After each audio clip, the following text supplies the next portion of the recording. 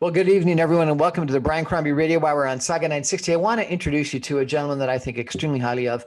It's Rocco Rossi, who is the president of the Ontario Chamber of Commerce. He's a gentleman that's been involved in politics and business for quite a while, and has had a real impact on our city and our province and our economy. Rocco, how are you? Welcome to our show. Just great. Always a pleasure to talk with you, Brian. Thanks for having me on. Well, thank you for joining. So what are the big issues that you're concerned about right now? Well, look, for a lot of our members across the province and across the country, it's survival.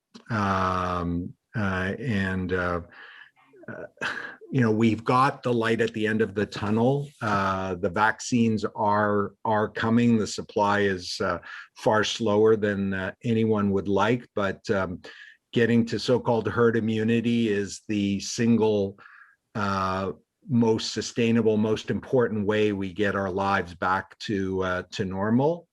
So that is crucial. But while that process is happening, being able to have economic activity, being able to encourage particularly our small and local businesses to survive to the other side of this, really, really crucial. And then ensuring that we do some really, really deep thinking about how we move from an economy of subsidy that has happened over the course of this crisis to one that's again based on private sector growth, because we're going to have to pay down all of this debt that's been accumulating through the crisis. And to be sustainable, we're going to have to grow the economy.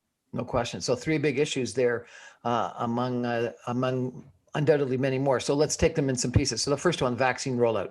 What can business do? What can the private sector do to help that at all? Well, we at the Ontario Chamber of Commerce have stood up a vaccination support council. It's now over 250 strong. That's businesses, colleges, universities, associations, and even trade unions.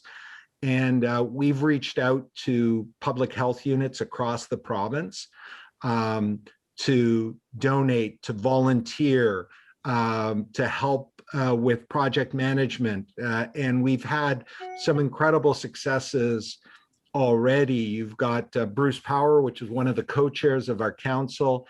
They built and paid for the conversion of 3 hockey rinks into mass vaccination sites in Grey Bruce County. They bought and donated, along with Chapman's Ice Cream, 3 ultra low temperature freezers to help with the Pfizer vaccine. We've got people like Brock University of Guelph that have given up their space to set up mass vaccination sites. Oxford, Scarborough Town Center, and lots of other locations happening there. And then just getting the message out to our employees. I mean, already that 250 represents, over 1 million employees across the province. So it's getting out that messaging, encouraging people when their turn comes to get vaccinated. Rocco, will you take the vaccine? 100% as soon as my turn comes, and I'm busily trying to ensure that my parents, who are now in their 80s, are getting it in this purpose. I didn't get to celebrate my dad's 80th birthday with him. I didn't get to celebrate in person my parents' 60th anniversary. So you can bet that I want them vaccinated as soon as possible. I want life back to normal as soon as possible. And this is the only path we've got. What do you say to people that question the efficacy, the safety of the vaccine? I look to hear what the scientists say. I'm not a scientist. I'm not a doctor. I don't play one on radio or TV. But the best minds in the world see this as the way forward. And you're already seeing incredible diminution in cases and deaths in Israel and the UK, where they're already up into the higher double digits of vaccination. So the facts speak for themselves. We're chatting with Rocco Rossi, the president of the Ontario Chamber of Commerce. We're going to take a break and come back more with Rocco in just a minute. Stay with us. Welcome back to the Brian Crombie Radio Hour on Saga 960. My guest tonight is Rocco Rossi. He is the president of the Ontario Chamber of Commerce. Rocco, how long have you been doing that? A little over 3 years now. And before that, you were what, prostate cancer? I was the president and CEO of Prostate Cancer Canada for 5 years. Before that, 5 years heading up the Heart and Stroke Foundation of Ontario, and in between a couple of cups of coffee and in the political world. You've had a really interesting career. I've been blessed, Brian. Look, my parents came from Italy with absolutely nothing. Were able to build a great life through hard work and sacrifice for themselves and their family, and they and I, huge believers that we owe this city, this province, this country an enormous debt of gratitude. And I've been fortunate in life, and look to pay it forward through not-for-profit work, through charitable work, and now through the Ontario Chamber of Commerce, because quite frankly, one of the great things that creates wealth, I mean, small business in particular, our Main Street business, is not just about buying goods and services. These are people who build opportunities for themselves, for their families, for their neighbors. And it's really the Canadian dream. And whatever I can do to help those people fulfill that dream just gives me incredible pride and satisfaction. You mentioned supporting small and medium-sized business as one of your objectives for the Ontario Chamber. I've done a bunch of shows with people. They're worried. People have got debt that they otherwise never would have had as they try to keep their businesses open, or they've closed their businesses, lifetime family businesses that they had to close and shutter down. Lots of signs on main streets of stores for lease and businesses for sale. What should we do? What could we do? Well, look you're absolutely right. We've already lost tens of thousands of businesses who've shuttered, and that is permanently. And by the end of this, the numbers could be upwards of a couple 100,000 businesses across the country. The government programs have been key. It doesn't save everyone by any means, but having the wage subsidy, having finally the rental subsidy program, having the CEBA loans, having the new small business support loans from the provincial government, all of these things help. And what helps even more, Brian, is each and every one of us, as far as we're able within our own financial means, to support local, to buy local. If you can afford to order out dinner from time to time, that makes a world of difference. No one goes into business wanting to survive on government largesse. They go into business because they have tremendous pride in the products and services that they're selling, in their staff, in what they bring each and every day with hard work and sweat. And they want the cash register to ring. That is the way that we can help our local businesses, because we buy local, or we're going to say goodbye to local.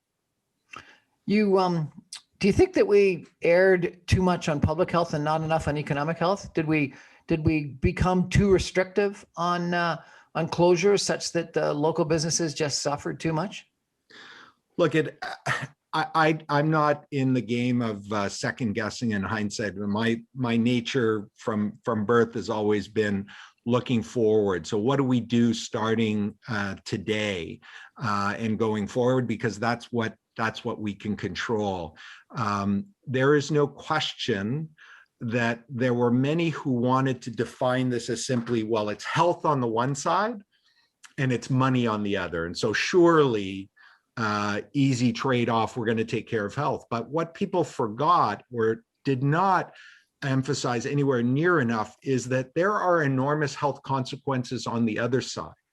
We talked about mental health issues years before the pandemic. 1 in 4, 1 in 5 Canadians facing mental health issues at some point in their lives. Think about what's happened to those numbers during this pandemic and crisis, the rise in anxiety and suicide and domestic violence, in substance abuse.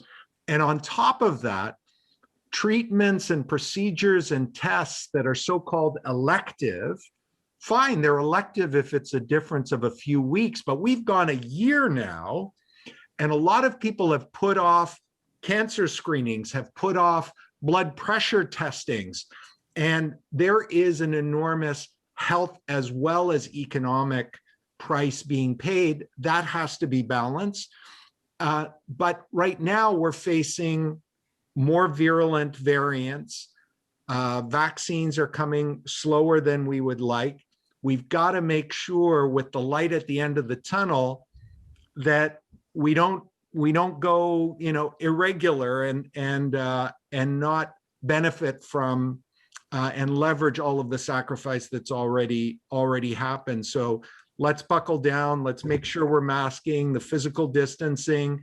I know our members are doing everything they can to operate as safely as possible, and we can all do our part. Masking and physical distancing and plexiglass shields between booths or at cash registers, cleanliness standards, all of that I agree with. But did we have to close everything down? Couldn't we have opened up businesses? Can't we now open up businesses, albeit with reduced capacity, and give these people a chance to make some money, to make some business? Certainly something that we've always pointed out is the unfairness that big boxes can be selling lots of things, and yet small businesses where you can control the number of people and where absolutely all of your customers so that you can track and trace if anything comes up, didn't have that capability. And so delighted to see that in the current system, we're allowing small retail to open 25% of capacity to exactly as you're saying, Brian, give people more of a chance. Let's be fair about it. The problem that we have faced, and this is one thing where 2020 is both hindsight, but we were saying it from the beginning, is the need to invest more in testing. Because the problem is, particularly in the large centers, the public officers of health tell us half of the cases we can't track and trace currently because we're not testing enough. We're not doing enough tracking and tracing. And because of that, if you can't track and trace all of it, then you cannot surgically shut down.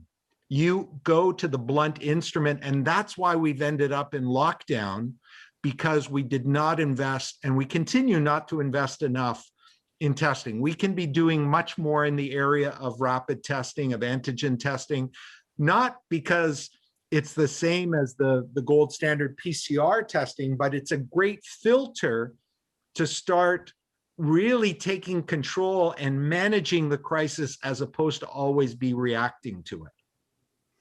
What are we going to have to do now? What do you think governments should be doing from a budgetary standpoint? Should we be doing big stimulus like this $1.9 trillion stimulus that the Americans have passed?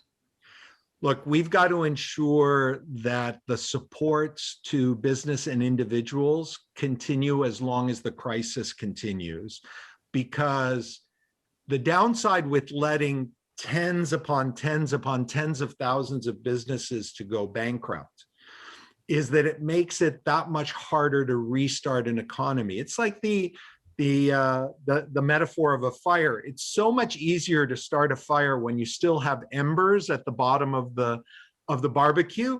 If you're starting cold, it takes a lot more energy. So we've got to make sure those rent subsidies, the wage subsidies, the support programs are there. You got to make sure that they're grants and not loans, because as you pointed out, Brian, the small business guy is already up to their eyeballs and beyond in debt, and they're not going to be able to survive if they add to it. So what are you doing as the Chamber of Commerce to assist this? Well, we've been in government's ear from day one and really been one of those big voices, not because it's Rocco talking, but because we represent 140 boards of trade, chambers of commerce from Mississauga to Timmins to Trenton to Gananoque to Rainy River.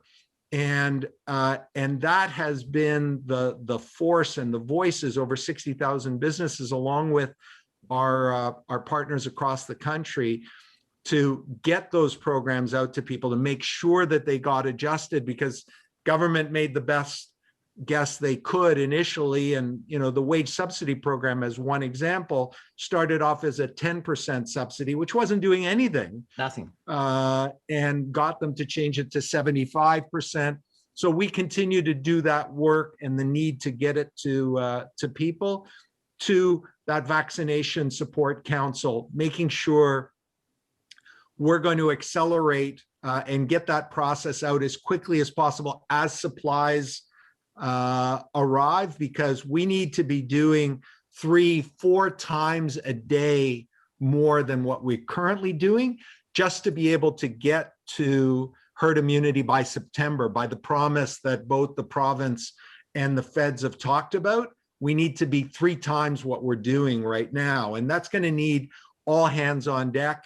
And we're there. And in the meantime, also encouraging, we worked with RBC and lots of other partners with our Canada United program, encouraging, celebrating buy local. We're going to continue to do that. That's going to be a key part of rebuilding our local businesses, and finally work with BIA partners, with the governments, on things like digital Main Street, and ensuring that businesses are able to make that transition, because those who've been able to do more and more of their business online have done far better than those who haven't. We've gone through a massive amount of digitization, and you're right that the online businesses have just taken off. Some people have talked about, 9 years worth of digitization occurring in the 9 months of the pandemic. And so I think that that's an excellent effort, and I congratulate you on that behalf. But let's come back to the small and medium-sized businesses, particularly restaurants and retail. Is there something more that we can do? Last year, the cities opened up a lot of parking spots and sidewalks to allow restaurants primarily to expand their seating outdoors.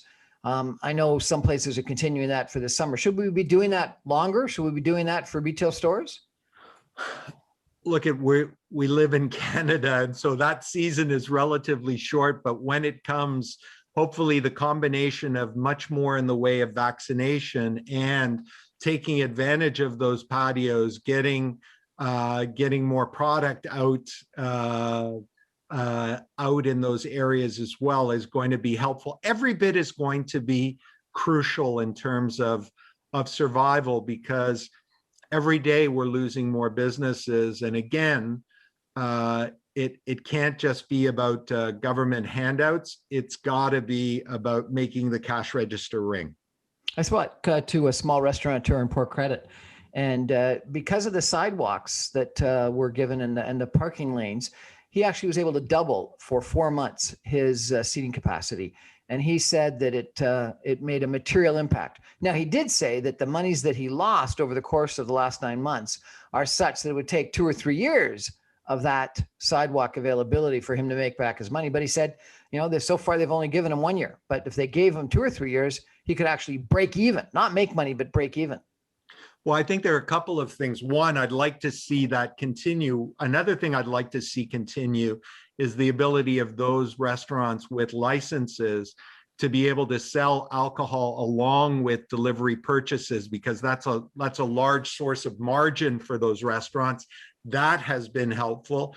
And one of the things that we're certainly going to be encouraging at the federal and provincial level is taking a look at the ability of more completely deducting from taxes restaurant expenses, and that will be an encouragement in a recovering economy to help build back the hospitality trade. Because right now, as you know, that deductibility was reduced in earlier budgets. We think that needs to be revisited to help restaurants going forward. Well, what's the justification for that, for the federal government to eliminate that? Just that they think it's not business expense? That again, the government would rather have money in its pocket than in yours, and so they make the decisions that they do at the time. I think it was, in hindsight, short-sighted, and we certainly hope that they will have a look at that going forward. Doesn't seem fair. Okay, and so what else can we do for these local and Main Street businesses? Do you think that local shopping is going to come back? Or are we all going to stay shopping online?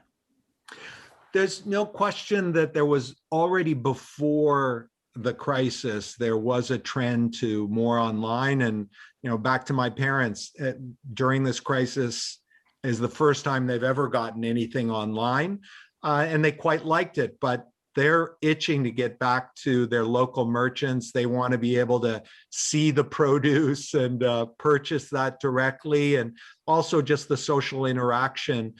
And online is never going to give you that same feeling and that same care and attention that you get from a great merchant.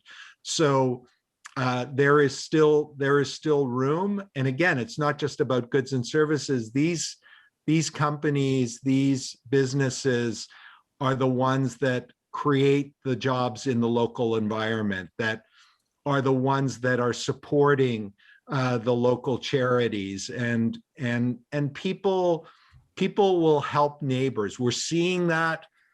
We saw that through this crisis. It's not going to be easy by any stretch of the imagination, but lots have been pivoting, lots have been incredibly resilient. And I'm always amazed, you've got someone like one of my Mississauga heroes is Mohammed Faki of Paramount Fine Foods. And right in the middle of a crisis, he's opening up a new restaurant in Montreal. So, great entrepreneurs are going to overcome. They're going to pivot. They're going to figure out ways. And as long as you're producing great product, there will be a market. It is interesting because I've interviewed Rocco, dozens of business people over the course of the last year, and it's been fascinating the people that did pivot, whether they pivoted to do PPE or masks or ventilators or whatever it was. Lots of people did take the opportunity to reinvent their businesses, and that's part of what capitalism is all about. Yeah, we did a report earlier on small business, big impact. I encourage people to go to our website. It's up there at OCC.ca. And it's 30 case studies of companies who did exactly that, who pivoted. Entrepreneurs, by their nature, are optimistic people. I mean, you wouldn't start a business if you weren't optimistic, because there are always going to be tough days. There are always going to be tough choices. And we need that energy. We need that passion. That's what fuels the economy. This is a kick in the pants for sure, and it has killed many dreams.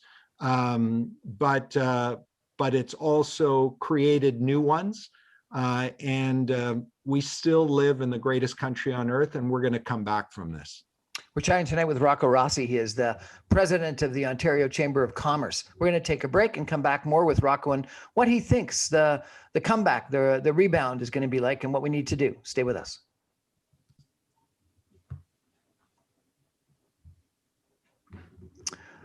Welcome back to the Brian Crombie Radio Hour on Saga 960. We're chatting tonight with Rocco Rossi, who is the president of the Ontario Chamber of Commerce, a gentleman that I've interacted with over the course of the last couple of years at different events and environments and politics and whatnot, and have come to respect. I think he's a big voice in business in Ontario, and it's a voice that we need. And so, Rocco, thank you for what you do for the local businesses in Ontario. I was in a fascinating economic presentation by Bank of Montreal Economics Department, and it was titled From Pandemic to Pandemonium. And they were thinking that, after the herd immunization that we get, herd immunity that you're talking about, that we're getting by the summer or maybe the fall, that we would have a recovery that they're predicting is going to be like 6% to 8% growth in GDP. That it's going to be almost like the Roaring '20s after the Spanish flu of 1918, 1919, where we had an incredible bull market and people came out of their homes that they were stuck in for a couple of years and went crazy with Flapper Girls and Great Gatsby and speakeasies and the Roaring '20s. What do you think is going to happen?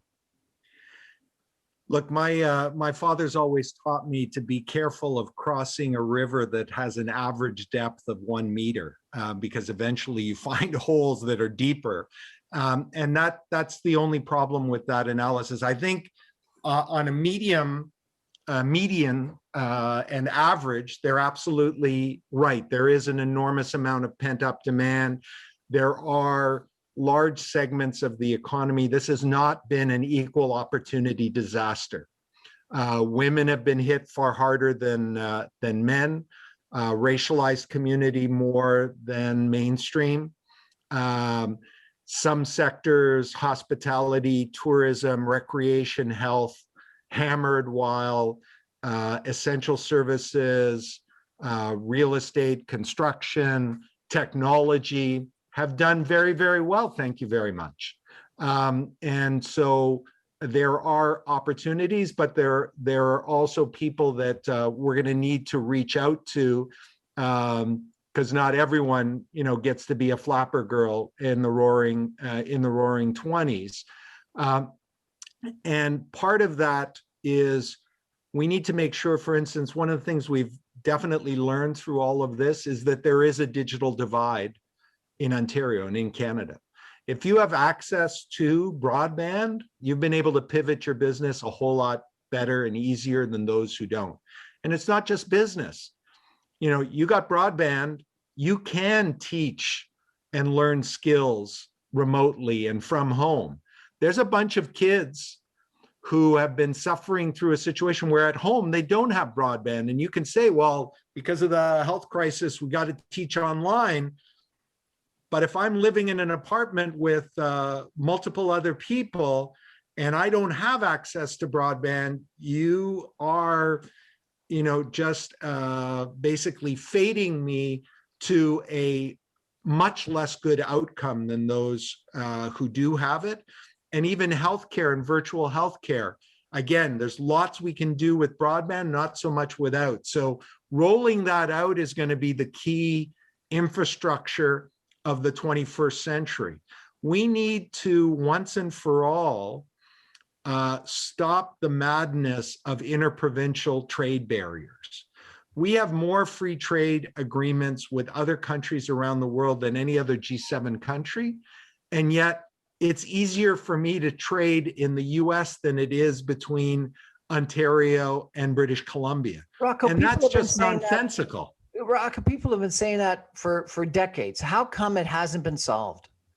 Well, because you're always goring somebody's ox. Everybody is protecting their special corner. And what I hope people are seeing through this period of crisis, if ever there's been a burning platform to motivate change, this is the one. Because one of the things we've got to really be concerned about is growing protectionism in the world. We've already seen, we saw a bit of PPE nationalism where, the former US president diverted mask shipment that was intended for Canada to the US, which led the premier and the prime minister to say, we're going to have local capacity to do that. We're seeing it with vaccines. Those countries that have manufacturing capability, they've got a leg up on those who don't. And what politician is going to say to their voters, yeah, we're producing all of these vaccines here, but guess what? They're going to go to the other country before it comes to you. Not a chance. They're going to take care of their own first. And that is spreading to other areas. And we, as a relatively small country economically, more dependent on trade than our partners south of the border, the US, which a much smaller proportion of their GDP is dependent on trade. We got to make sure that we're as competitive as possible. And that means that we can't keep making ourselves smaller by breaking into 10 provincial markets, 3 territorial markets. We need to be one market to compete and succeed in the 21st century. I agree with that completely, but don't we also need a little bit of that nationalism to combat the nationalism that exists elsewhere? I spoke with the president of a PPE manufacturer in Montreal, who got a fairly sizable contract from the federal government to produce PPE and committed to purchase it over the course of the next 10 years, which allowed him to build a manufacturing plant to do so. But what he said was that he did that as well during SARS, but then both the provincial governments of Ontario and Quebec and the federal government in Canada stopped their contracts with him after a couple of years after SARS and started buying the stuff from China. And so therefore he couldn't expand. He couldn't stay up to date. So we have at times, haven't we, taken advantage of global trade that wasn't there as efficient and as dependable during this last year as it had been in good times. And in the interim, what we did is we harmed our own domestic businesses. Look, for the last 30, 40 years, everything has been about stripping out cost and getting to so-called just-in-time inventory. And what this crisis has shown, and it's lasted far longer and gone far deeper than SARS. So I think it'll be harder to forget as quickly as SARS was, that we're moving from just in time to just in case. There are going to be some key sectors, and PPE is one of them, and vaccine capacity is another, where we're just going to have to bite the bullet and consider that this is an insurance premium we're paying. And yes, maybe, because the reality is right now, you can get masks cheaper from China. At the beginning of the crisis, where everyone was scrambling for it, and you went to your local store and it was a couple of dollars a mask, you're thinking, oh my God, I can produce that here. Now the manufacturing has caught up and their prices have gone down, and but so there will be an insurance premium in effect to be paid to keep that national supply. But we're going to have to choose some strategic areas where we do that and suck up the additional cost. We can't do that in everything, because if we try to do it in everything, our trading partners are suddenly going to decide, hey, Canada isn't buying XYZ from us anymore. I guess then I'm not going to buy any of Canada's stuff. And so that would harm us if it goes beyond a few critical sectors. But PPE and vaccines have got to be too. 100% correct. What about global supply chains? You mentioned the diversion of some masks by former President Trump. But lots of people that I've had on my show, lots of business people are commenting that global supply chains just aren't working the same way today as they were in the past. Well, for lots of reasons. One is, if you're completely dependent on one source in your global supply chain, and that area is ground zero for a pandemic, then again, you're running enormous risks. And the fact that travel has significantly been curtailed. Yes, you can do a lot online, but building out relationships, making sure that people are following appropriate procedure. If you can't do that travel, that makes those global supply chains more tenuous. And then it's, hey, I'd kind of like to have it close by so that I can keep more of an eye on it, that I can turn it around more quickly. And so you are seeing so-called onshoring as opposed to offshoring supplies, trying to build in that redundancy closer. I think you're also going to see the trading blocks trying to do more closely together. for good or ill, we're next to the single largest and most dynamic capitalist market in the world, the United States. And we've talked about the need to diversify our trade away for as long as I've been alive. We've moved it relatively little. We've got to continue to do that work with Europe, with Asia, with other markets. But we have to make sure that our relationship with the US continues strong, because lots of jobs, lots of livelihoods are on the line. And we still do 80+% of our business with the US. And that is crucial for us to get right. No question. So let's talk about budgets. You've talked about how critical it is to continue the wage subsidies and the rent subsidies and things like that. What kind of budgets are you hoping for from the Ontario and federal governments? Well, look, what I'm hoping for and what I'm expecting are two different things. I want us, clearly, when you're in a time of crisis, it's just like the old joke about the guy falling from a plane. When you're falling from a plane, the last thing you do is ask, what was the price of the parachute? You just want that parachute to save your life. And so things that are temporary, things that are really linked to the crisis, that are just the cost of doing business because we got to survive the crisis, I'm all in. It's when people start talking in the midst of a crisis of adding a bunch of permanent programs that aren't necessarily linked to growth, that's more problematic, because we're spending money that we're printing. We're putting massive debt on the future, and debt today is taxes tomorrow, either for ourselves, our children, our grandchildren. And so we will come to a moment where we're going to have to rebalance to go from more of an economy of subsidy, which has been critical and necessary during the crisis, to one of private sector growth, because eventually debt has to be repaid. And so we want to see very careful thinking around temporary versus permanent.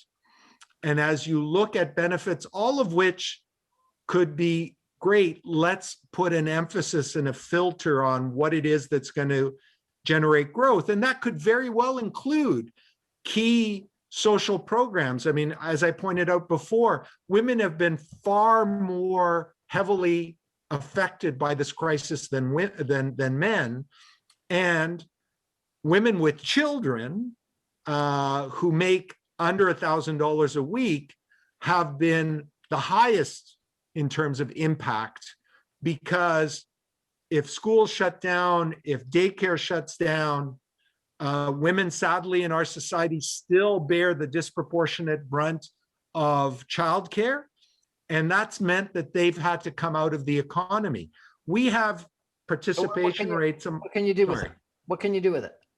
You know, well, open accessibility, I mean, daycare, similar to models that Quebec has had for several years, is not just a women's issue, it's an economic issue.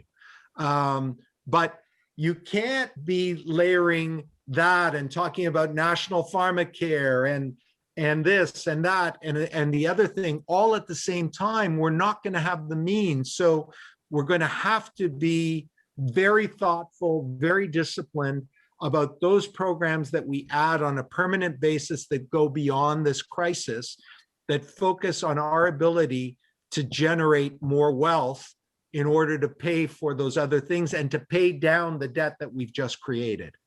As you're probably aware, the British government just announced the largest increase in corporate income tax that they've ever done. Do you think we're going to have increases in corporate taxes? Would you support that? I think that we're going to have to look at the taxation system, but quite frankly, we haven't had a real revisit of the system, since I was in the single digits, and that's going to be puts and takes. But net, I don't think adding to corporate and business taxation when you want to create recovery and economic growth works. Okay, so if we're not going to increase corporate and business taxes, and you're right, we've got this massive increased deficit and debt, how are we going to pay it back? You're going to have to focus on things that are around growth, and you've got to do things that aren't going to add to the burden of business. So for instance, back to interprovincial free trade. That's something that doesn't require government to cut a check, that could add 3 to 4 points of GDP. There's the regulatory environment. There is the cost of doing business that's more than just what is taxation level that governments can do to unleash more activity. There are crucial investments that still need to be made, but investments that give you a quick return. Faster training and retraining of people. The notion that, you know, the height of education are 4-year degree granting programs is something that's being revisited by every jurisdiction in the world. The notion of micro-credentialing, of investing, but investing smart so that people can get up to speed on specific skills demanded in the economy in a short period of time, so that they can be right back to work, and that they go back to school over time, over their entire lifetime. I was talking to one associate dean at Oxford University in England who said, yeah, you'll pay for 4 years, but you're going to come for 6 months, then you're going to go back into the economy for 8 months, come back a year later for another month, go back, you'll accumulate, you'll do the 4 years, but it'll be over a lifetime. It won't be all at one shot. And I think we've got to be more thoughtful around what we're doing with education and retraining. We're chatting tonight with Rocco Rossi. He is the president of the Ontario Chamber of Commerce. We're going to take a break and come back with some concluding comments in just a minute. Stay with us.